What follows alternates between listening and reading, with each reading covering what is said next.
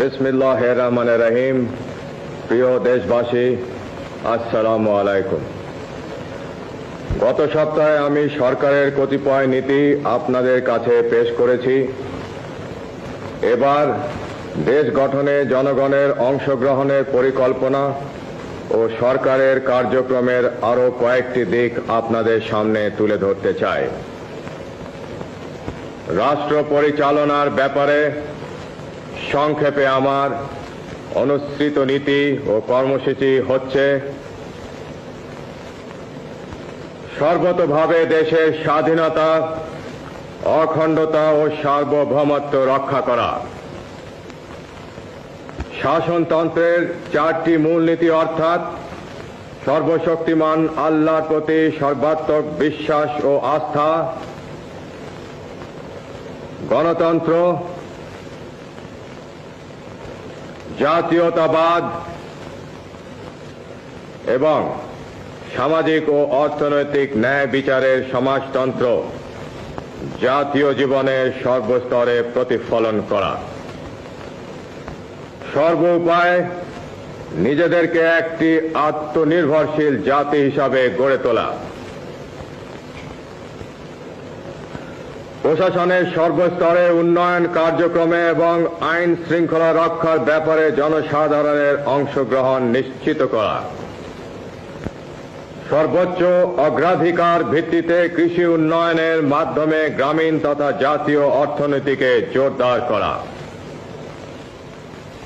দেশকে খাদ্যে স্বয়ংসম্পূর্ণ করা। দেশে কাপড়ের উৎপাদন বাড়িয়ে সকলের জন্য অন্তত মোটা কাপড় সরবরাহ নিশ্চিত করা। কোন নাগরিক যেন গৃহহীন না থাকে তার যথাসম্ভব ব্যবস্থা করা। দেশকে নিরক্ষরতার অভিশাপ থেকে মুক্ত করা। সকল দেশবাসীর জন্য ন্যূনতম চিকিৎসার বন্দোবস্ত করা। সমাজে নারীর যথাযোগ্য মর্যাদা প্রতিষ্ঠা করা এবং যুব সমাজকে সুসংহত করে জাতি গঠনে উদ্বুদ্ধ করা। দেশের অর্থনৈতিক উন্নয়নে বেসরকারি খাতে প্রয়োজনীয় উৎসাহ দান। শ্রমিকদের অবস্থার উন্নতি সাধন এবং উৎপাদন বৃদ্ধির সাথে সুস্থ শ্রমিক মালিক সম্পর্ক গড়ে তোলা। সরকারি চাকুরিজীবীদের মধ্যে জনসেবা ও দেশ গঠনের মনোবৃত্তি উৎসাহিত করা এবং তাদের আর্থিক অবস্থার উন্নয়ন করা। জনসংখ্যা বিস্ফোরণ রোধ করা। সকল বিদেশি রাষ্ট্রের সাথে সমতার ভিত্তিতে বন্ধুত্ব গড়ে তোলা এবং মুসলিম দেশগুলোর সাথে সম্পর্ক বিশেষ জোরদার করা।